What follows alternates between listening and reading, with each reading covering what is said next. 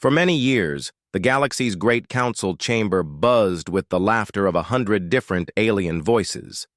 Giant hollow screens showed strange human inventions, and every corner echoed with stories of Earth's latest accident or odd custom. It was almost a tradition now. Whenever humans visited the council, everyone else prepared for a good laugh. Humans had been latecomers to galactic society. They came in old, rusty ships, their clothes looking out of place, their ideas different from what anyone else knew. Some said Earth was a peaceful place because it had to be. No real threats, no real history of galactic wars, just a small blue planet trying its best. Whenever Earth's diplomats spoke, the room filled with polite smiles and secret grins. This year, the Earth delegation arrived early for the Grand Council Summit. Their main representative was Daniel, a young man with sharp eyes and a nervous smile. Beside him was Dr. Marie, a scientist who never stopped taking notes, and their security officer, Officer Hill, who always looked like she was expecting trouble even in the safest places. They were ready for anything, or so they thought. As the doors opened, they saw aliens from dozens of worlds. Tall creatures with glowing skin, small ones with too many eyes, some with fur, others with scales. All of them had one thing in common. Their eyes turned to the humans, and a wave of quiet. Laughter moved through the crowd. The first event was the Galactic Technology Showcase, where every world showed off its latest inventions. The NRL brought their energy crystals, glowing with endless power. The Kelnar demonstrated their teleportation devices. Then it was Earth's turn. Dr. Marie walked up, holding a small, simple device, an old Earth fire extinguisher. She spoke proudly about its uses, about how it saved lives on Earth, how it was cheap and easy to use. The room was silent for a moment, and then the laughter erupted.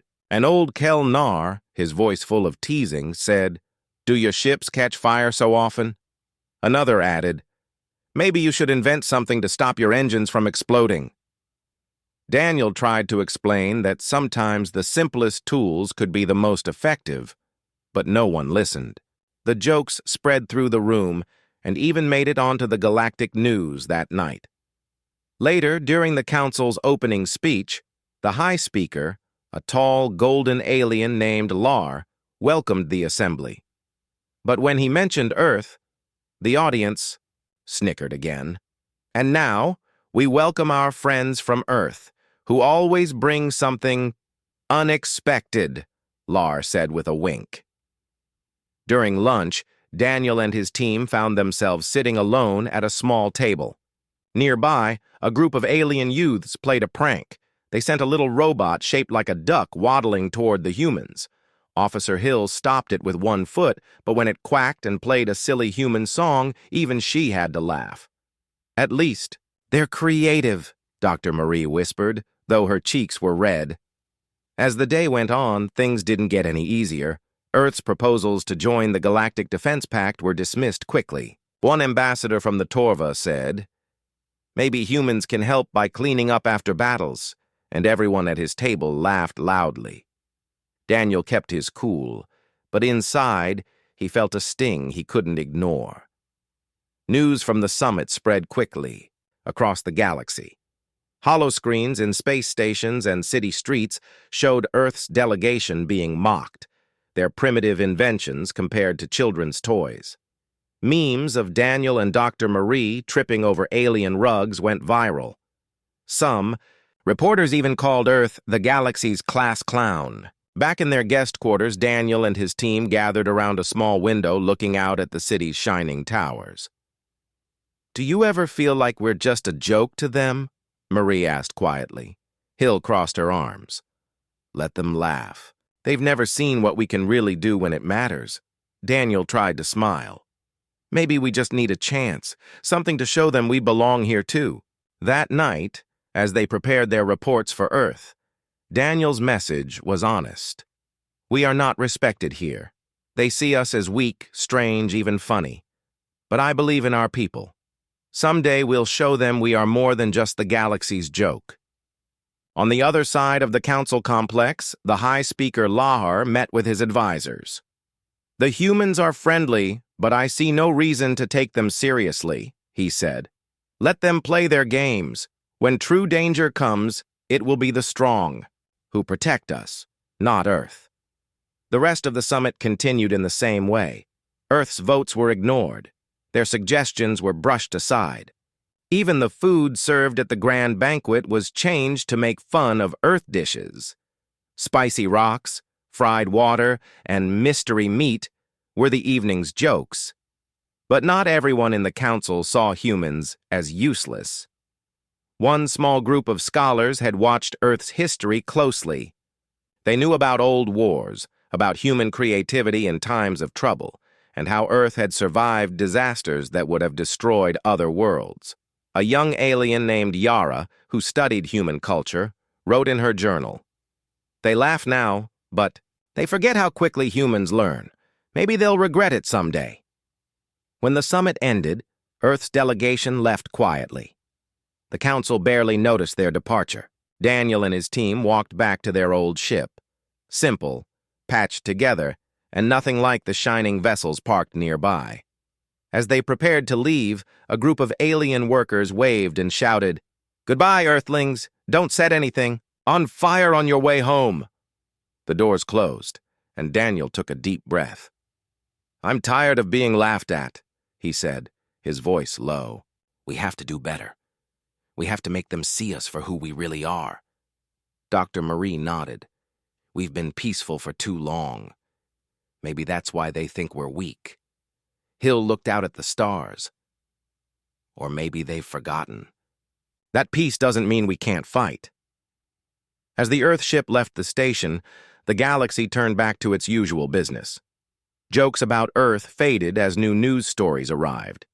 Few remembered the small blue ship moving quietly toward home. But deep in space, in a dark corner where the council's maps ended, a threat was growing. Strange ships gathered near a dying star, their engines burning with silent energy. Their leaders did not laugh at the council, and they did not laugh at Earth. They saw only targets, planets full of life, ready for conquest, while the galaxy laughed at Earth. The real danger was drawing closer. And soon, every world, no matter how strong, how clever, or how proud, would discover what humans were really capable of. That night, Daniel sat alone in the tiny command room of the ship, listening to the quiet hum of the old engines. He remembered the laughter, the jokes, the looks of pity. But he also remembered Earth's history, people who survived against impossible odds, people who never gave up even when the whole universe thought they would lose. He sent a message home. "We may be the joke today, but that won't last. If trouble comes, we will not run. We will stand with anyone who needs us. And when the galaxy sees our true face, maybe they'll finally understand." As days passed after the summit, the humans quietly returned to Earth. The memory of the council's laughter still echoed in Daniel's mind, and even Dr. Marie, who tried to focus on her work, couldn't forget the embarrassment. They both wondered if things would ever change, or if humans would always be treated as outsiders. Back on Earth, the news of the summit reached every corner of the planet. People saw the clips of alien jokes, and even children in schools laughed along. Some hurt, some just tired of hearing the same old stories. Memes of humans tripping, robots dancing, and Earth's primitive inventions flooded the galactic web. For a moment, it felt like the whole universe was laughing. Earth's leaders, however, took a different view. In a small, hidden room deep under the United Earth headquarters, a special meeting was called. Present were the top scientists, military generals, historians, and engineers, people who knew Earth's real story. At the center of the room, an old general stood. His name was General Clark, and he had seen more than anyone else. "Let them laugh," General Clark said, his voice steady. "But we know our own strength. We have never given up, no matter what the universe thought of us." The team discussed recent strange reports from deep space, ships going missing, colonies cut off, and trade routes suddenly silent. Dr. Marie, now back in her lab, shared the information she had collected at the council. She showed them reports of unmarked ships seen near the edge of council territory, ships that didn't answer to any known species. Daniel joined the meeting by video call. "They called us the joke of the galaxy," he said. "But if these reports are true, then everyone will need help soon. We must prepare." Meanwhile, far from Earth, the Galactic Council kept busy with their daily business. Their focus was on trade agreements, new technology, and planning parties to celebrate their own achievements. Only a few paid attention to the troubling news. Communication with outposts on the rim had been lost. The Torva ambassador, who had laughed loudest at the humans, said, "It's probably just another technical problem, nothing to worry about." The first real warning came from a small planet called Cellar, on the edge of the Council's space. One night, without warning, dozens of dark ships appeared in the sky. They moved like shadows, silent but deadly. Sailors. Defenses tried to fight back, but their weapons had no effect. Cities burned, and the Council's emergency signal was sent out. "Help us. We are under attack." When the message reached the Galactic Council, the members were shocked. They called for immediate action. The Council's top fleets, made of shiny, high-tech ships, were sent to Cellar. They believed victory would be quick. The reality was different. The invaders, called the Drax, fought with a style no one had seen before. They jammed communications, used powerful energy weapons, and destroyed the Council's proudest ships within hours. The few survivors returned to the Council, telling stories of defeat and fear. Panic spread. Planets close to Cellar started building. Shields and others asked the Council for protection. The High Speaker Lahar called an emergency session. "We must come together now. The Drax are a threat to all," he said, but many voices in the room were filled with fear instead of courage. Daniel, Dr. Marie, and Officer Hill watched the news from Earth. Daniel felt something inside him change. "They need us," he said, not with pride, but with a sense of duty. Earth's leaders acted fast. The United Earth Fleet, small but strong, was ordered to prepare for action. Ships were updated with new technology, some of which had never been shown to the galaxy. Scientists worked day and night, adding secret upgrades and creating new strategies that only humans could imagine. The old General Clark stood before the first wave of human soldiers. "We do not fight for respect," he told them. "We fight to protect the innocent. We fight because it is right." Meanwhile, on the Council's main planet, chaos ruled. Ambassadors argued, blaming each other for not preparing. Old rivals refused to work together. Many remembered the humans, but not for their bravery, only for their strange ideas. Still, the Council sent a desperate message to Earth. "We need help. The Drax are coming. Please, send what you can." Humans did not hesitate. Daniel and Dr. Marie led a task force, joining Officer Hill and the fleet's best pilots. Their ships were smaller and older than those of the Council, but they had something different, a crew that knew how to work together, how to improvise, and how to never give up. As the human fleet moved toward the front lines, rumors spread among the Council's people. "The humans are coming," some whispered, with doubt. Others hoped it might be true. Among the scholars, Yara quietly believed this might be the moment humans would finally show their true value. The journey to Cellar was long. Inside their ship, Daniel met with his team. "No one expects us to make a difference," he said. "They think we are only good for jokes, but we are fighting for everyone now, not just ourselves." The first encounter came near a small moon. Drax ships appeared out of nowhere, surrounding the human fleet. Daniel gave the order, "Move fast, stay together, trust your instincts." What happened next surprised everyone. Instead of facing the enemy directly, humans used decoys, sent false signals, and created confusion. Dr. Marie hacked into the Drax's systems, making their ships turn on each other for a few moments. Officer Hill led the defense, using clever traps and quick attacks. For the first time, the Drax pulled back, not understanding the strange new tactics. Across the galaxy, alien commanders watched the battle in shock. On the holoscreens, the same. Humans who had been laughed at for years were now turning the tide against an enemy no one else could stop. After the fight, Daniel called a council officer. "We are here to help," he said. "Work with us, and we will show you what humans can do." The news spread like wildfire. Planets that had mocked Earth started asking for help. Messages arrived from everywhere. "Teach us your ways. Help us defend our homes. Show us your secrets." The human fleet continued to fight, never backing down even when the odds were against them. They rescued survivors from burning cities, rebuilt defenses, and shared their technology with anyone who asked. Daniel's team worked side by side with council engineers, showing them how to use Earth's simple but powerful tools. Old fire extinguishers became life-saving devices, and Earth's old ships proved tougher than anyone expected.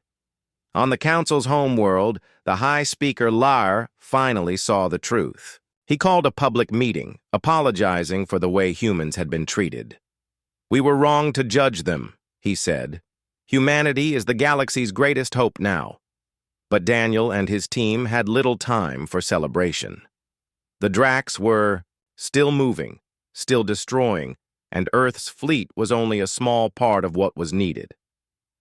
Every night, Daniel looked at the stars and thought of those who still believed humans were a joke. He sent another message home. "The galaxy is learning who we are, but our work is just beginning. We must stand strong, not for our pride, but for the future of everyone."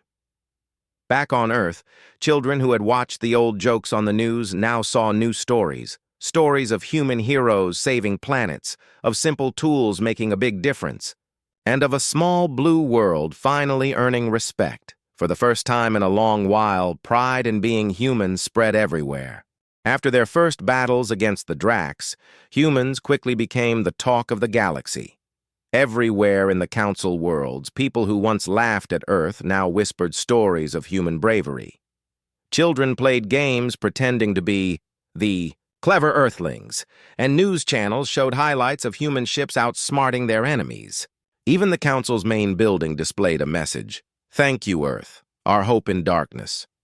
Daniel and his crew did not have time to celebrate. Every day brought new reports of Drax attacks. Whole planets were begging for help. Daniel, Dr. Marie, Officer Hill, and the rest of the team worked day and night, traveling from world to world, helping where they could. The human fleet was small, but it moved fast and used tricks no one else imagined. One day, the fleet arrived at the planet Viridon, where the Drax had set up a blockade. Hundreds of enemy ships circled the sky, ready to attack anyone who tried to land. On the surface, millions of people were trapped, running out of food and water. The Council's biggest ships had tried to help, but failed and were forced to retreat. As the human fleet approached, Officer Hill studied the enemy's formation. "If we try to land straight on, we'll lose every ship," she said. Daniel nodded. "Then we won't attack straight on." He called his team to the strategy room, where Dr. Marie brought up a map of the planet and the positions of every enemy ship. "What if we make them think we're stronger than we really are?" Dr. Marie asked. "If they're busy chasing shadows, maybe we can slip a rescue team through." The crew quickly got to work. Using old satellites and scrap metal, they created dozens of fake signals, so it looked like hundreds of human ships were coming from all directions. Dr. Marie hacked into the Drax's communication, sending false orders and confusing their leaders. Officer Hill led a small group of real ships through a hidden path on the planet's night side. The plan worked better than anyone hoped. The Drax fleet broke apart, chasing phantom signals and arguing over fake orders. By the time they realized the trick, Officer Hill and her team had landed and started evacuating people from the surface. Inside the city, Daniel met with a young alien leader named Saga. She was surprised to see humans coming to help. "We thought you would never make it," she said. "Everyone said Earth couldn't do anything." Daniel smiled. "Sometimes it's good to be underestimated." The rescue took hours, but in the end, thousands of families escaped Veridon, and the planet's defenders were given the tools to fight back. As the human fleet left, the people of Veridon cheered, waving Earth flags and singing new songs about their human friends. The Council watched everything with growing respect. Even some of the most stubborn ambassadors, like the Torva, who had once made fun of Earth's inventions, now asked for help and advice. Daniel's team worked hard to train Council soldiers, teaching them how to improvise, how to fix broken machines with simple tools, and how to stay calm in chaos. At night, Dr. Marie sent messages home to Earth. "Our tricks work because we trust each other," she wrote. "Everyone on our ships is ready to listen, to learn, and to help. We don't need fancy technology to make a difference. We just need heart." Meanwhile, the Dracs became angrier and more desperate. Their leaders had never been beaten like this before, and now a weak world called Earth was making them look foolish. They sent more ships, more soldiers, and tried to use fear as their main weapon. In some places, they took Council citizens as prisoners, hoping to scare humans into surrender. Daniel refused to be intimidated. "If we show fear, they win," he told his team. "We'll save as many people as we can, and we won't let the Dracs control our story." The next mission was to a mining moon called Tarsus, where hundreds of workers were trapped underground. Drac soldiers guarded the only entrance. This time, instead of fighting directly, Dr. Marie used a different tactic. She sent a false emergency signal to the Dracs, saying a toxic gas leak was spreading through the mines. While the enemy panicked and put on protective suits, the human team sneaked inside using old mining tunnels. Once inside, Officer Hill led the way. She had studied the layout of the mines and found the safest paths. Daniel helped calm the frightened workers, many of whom had never seen a human before. One miner, a young alien boy, asked, "Are you really from Earth? They say you're not afraid of anything." Daniel smiled kindly. "Everyone is afraid sometimes, but we help each other. And that's what makes us strong." With the workers safe, the humans set explosive charges to collapse the tunnels behind them, slowing down the Dracs and allowing more Council forces to arrive. Another victory for the Laughingstock of the galaxy. Each new rescue brought more trust, and slowly, old prejudices began to fade. Council soldiers started using human tricks and sharing stories about working with Earth's team. Some even asked to visit Earth after the war, curious about the world everyone once mocked. Back at the Council headquarters, the High Speaker Leher watched the updates in amazement. He called another special meeting. "Humans are leading the way," he said. "We must learn from them or we risk losing everything." Some ambassadors still doubted, but most now followed the human example, building alliances and sharing resources like never before. New friendships grew, and for the first time the galaxy truly felt united. The war was not over. In fact, the Dracs were preparing for a final massive assault on the Council's capital world. Daniel and his crew received the warning late one night. Dr. Marie read the report with worry. "If the capital falls, the galaxy will break apart," she said. Daniel called a meeting of all allied commanders, human and alien. "We have to fight together," he said. "Not just as Earth, not just as Council members, but as one family. If we stand united, the Dracs cannot defeat us." The allied forces began to prepare. Earth's fleet was given an honored place in the center of the defense. Dr. Marie helped the scientists from different worlds work together, combining their technology and sharing every secret. Officer Hill trained soldiers from dozens of species, teaching them to work as a team. In the days leading up to the battle, something amazing happened. Jokes about Earth stopped completely. Instead, songs about bravery filled the streets. Banners showed Earth's flag alongside dozens of alien symbols. And in homes across the galaxy, families told their children, "The humans are here. We have hope. The galactic capital was on high alert. For the first time in its long history, the Council's main world prepared for a siege. News of the Drax fleet's approach spread quickly, causing panic in the streets and worry in every council hall. The city's sky was filled with ships of every kind, sleek council warships, small but tough human vessels, and colorful crafts from dozens of allied worlds. Lights blinked from towers as alarms sounded, and families huddled together, hoping the shields would hold. Daniel and his team stood at the heart of the command center, surrounded by alien leaders and generals. The air was tense. Everyone knew this was the moment that would decide the future of the galaxy. Maps showed the positions of friendly ships, defense platforms, and the oncoming enemy. The Drax fleet was massive, far larger than anything the Council had faced before. Their ships moved in perfect order, black shapes that blocked out the stars. "They're almost here," Dr. Marie said quietly, checking her data. "Their main force will attack in less than an hour." Officer Hill checked her weapon and stood ready. "No matter how many come, we stand together." High Speaker Lar tried to look brave as he spoke over the comms to the citizens. "Do not fear. We are united. We will not let the Drax destroy all we have built." Daniel felt the weight of responsibility. He remembered the laughter from the first summit, the way the galaxy used to see humans. Now everyone was looking to Earth for leadership. He took a deep breath and addressed the Allied commanders. "The Drax expect us to fight as separate worlds. That's why they've won so much. But today we fight as one galaxy. No more old rivalries. Trust each other, share what you know, and watch out for your neighbors." As the Drax ships entered orbit, the battle began. Enemy fighters darted through the sky, lasers flashing. Heavy ships bombarded the planet's shields. The sound of explosions and alarms echoed everywhere. Daniel's ship, though smaller than most, was at the center, guiding the fleet and sending orders. Humans had prepared special traps for the Drax.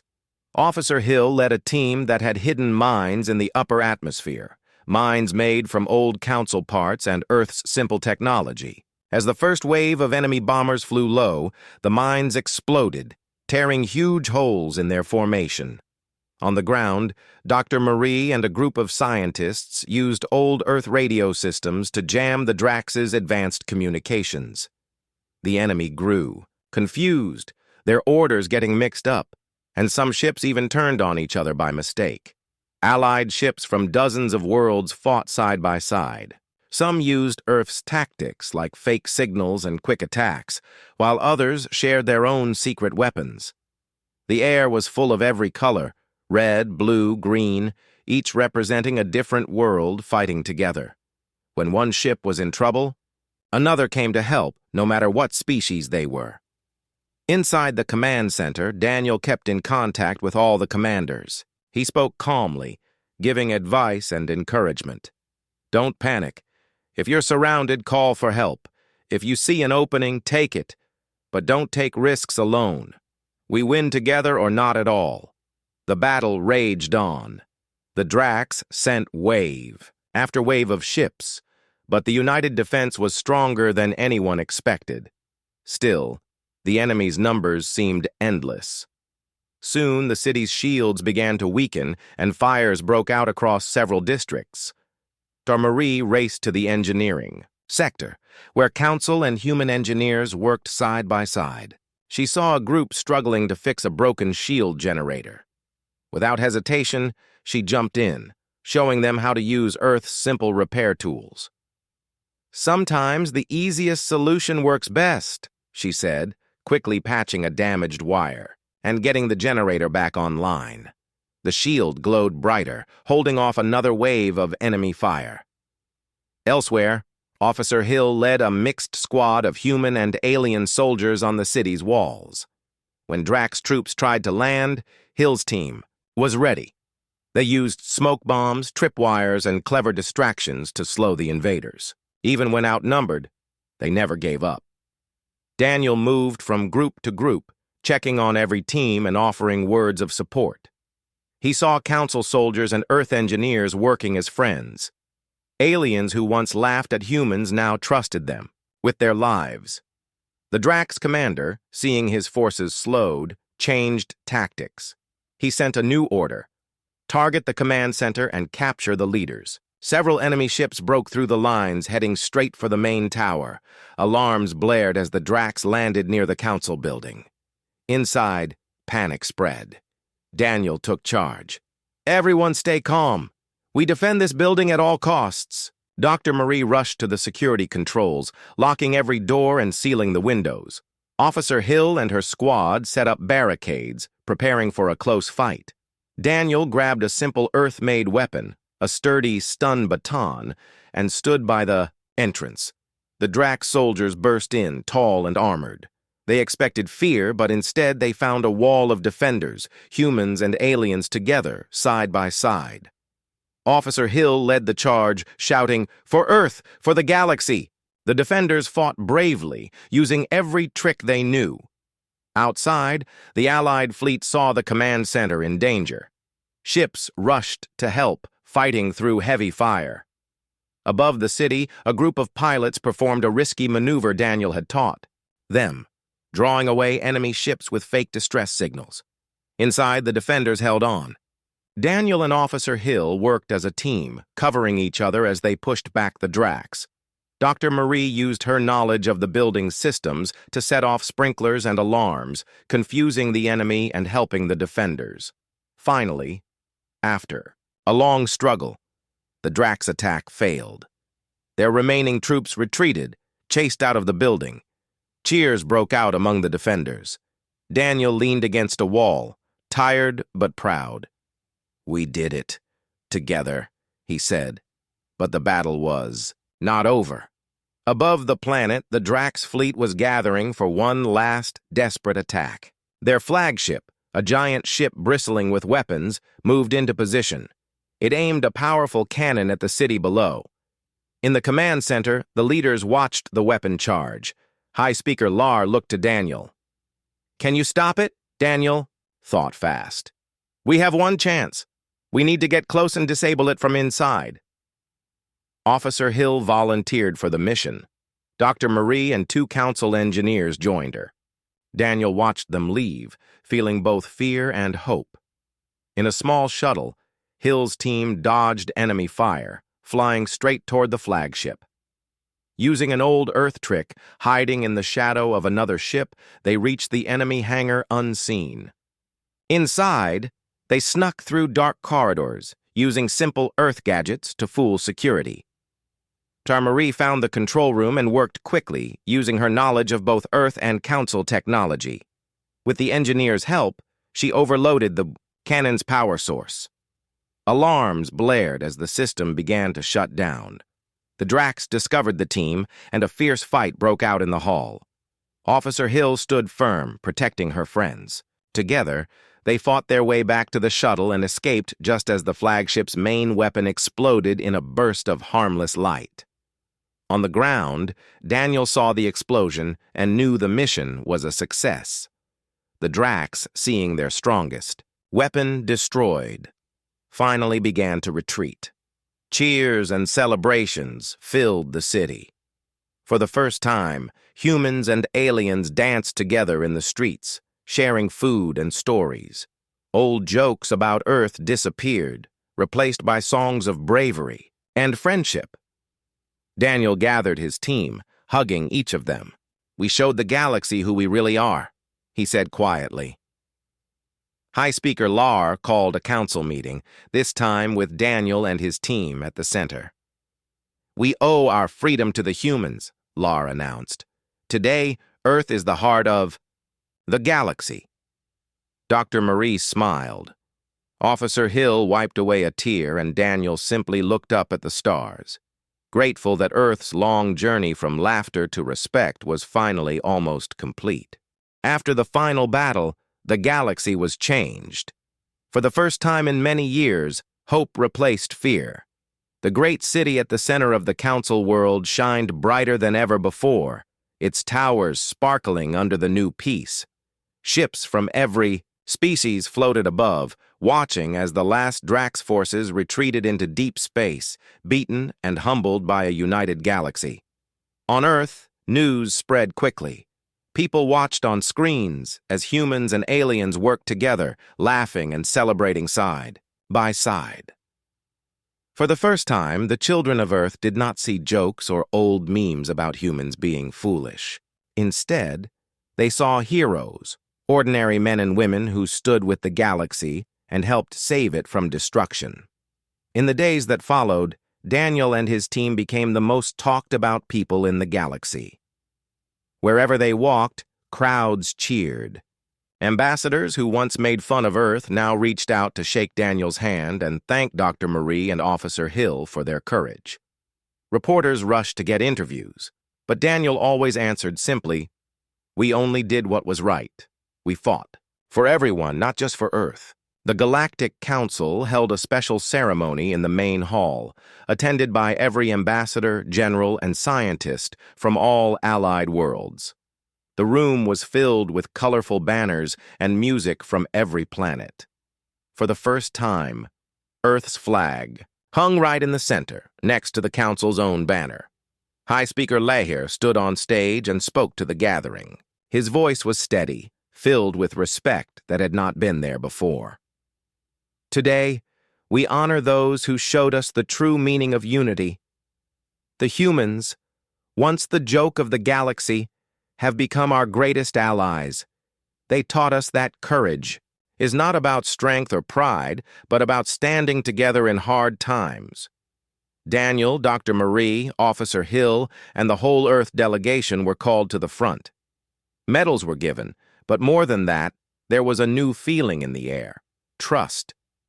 The ambassadors took turns saying thank you, and some even shared stories about how humans had helped their people survive the worst days of the war. When Dr. Marie spoke, she said, "We all have something special to give. Humans bring heart, hope, and the belief that even the smallest actions can make a difference. But we could not have done it alone. Together, we made the impossible possible." Officer Hill's words were simple. "I am proud to call you all my friends." After the ceremony, the galaxy began to rebuild. Ruined cities were repaired, not just by their own people, but by teams made of many species.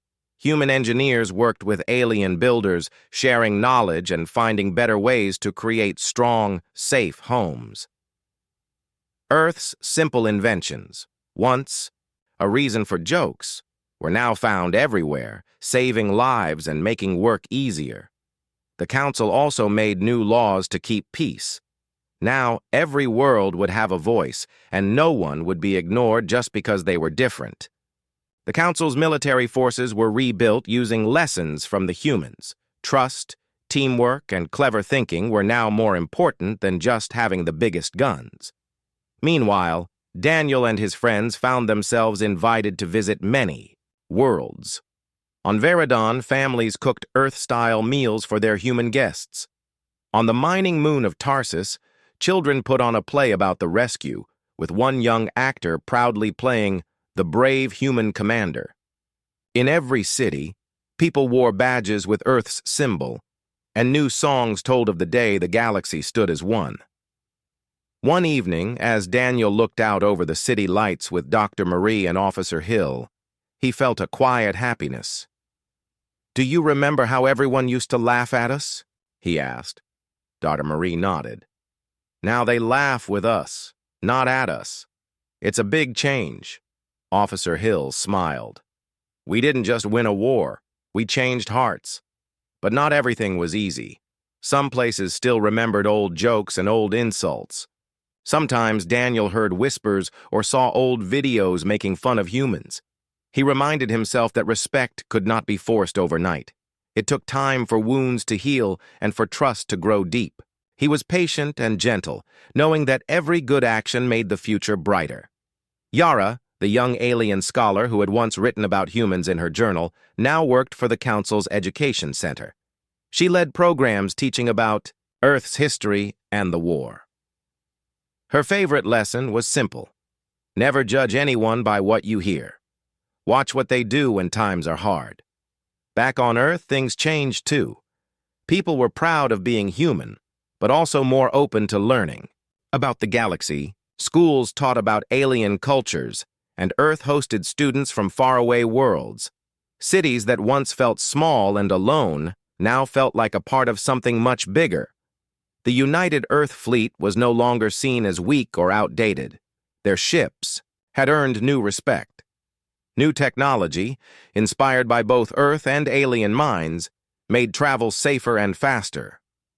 Daniel often visited the shipyards, greeting old friends and sharing stories with young cadets who wanted to make a difference. Sometimes, Daniel sat quietly by himself, thinking about everything that had happened. He remembered the first summit, the laughter, and the way he and his team had felt so alone. He remembered the first Drax attack, the fear and the hard decisions. He remembered the faces of people he'd helped and the friends he'd lost. But, most of all, he remembered the moment when everyone stood together. He knew that this was what mattered. Wars would come and go, but unity, real unity, was rare and precious. The Drax, defeated and scattered, were now the ones spoken about in warnings and stories. "Do not let pride blind you," the elders told their children. "Remember what happened when the galaxy thought it could never be surprised." The Galactic Council sent out a message to every world. Never underestimate the power of hope, of kindness, and of unity. And never judge a people by their weakest moment. Sometimes those who are laughed at will be the ones to save us all. As the anniversary of the war's end arrived, worlds across the galaxy celebrated together. People gathered in parks, on spaceships, in homes and halls. They lit lanterns for peace, shared food, and told stories of bravery. Stories where the heroes were not always the strongest or the smartest, but the most determined, the most loyal, the most human. Daniel stood on a balcony overlooking the Guillaume city, the stars bright above him. Dr. Marie and Officer Hill joined him, looking out at a galaxy forever changed. "We started as the joke," Daniel said softly. "But now, we're family." Dr. Marie touched his shoulder. "The galaxy will never forget what happened here." Officer Hill nodded. "And Earth will never be alone again." Together they watched as fireworks lit up the sky, fireworks of every color from every world. Below them, humans and aliens laughed together, danced, and sang songs in a dozen languages. Somewhere in the crowd, a group of children played a game. One child, with bright eyes and a big smile, wore a t-shirt that read, "Proud to be human." And in that moment, Daniel knew that all the struggle, all the pain and hope had been worth it. The galaxy was still full of surprises, but now it was also full of friendship. The laughter that filled the air was no longer mocking or cruel. It was the sound of new beginnings, the sound of a galaxy that had learned to respect every voice, even the smallest one. And so, the story of the humans, the Laughingstock who became the heart of the galaxy, would be told for generations, not as a joke, but as a lesson in hope, courage, and the power of standing together. The end.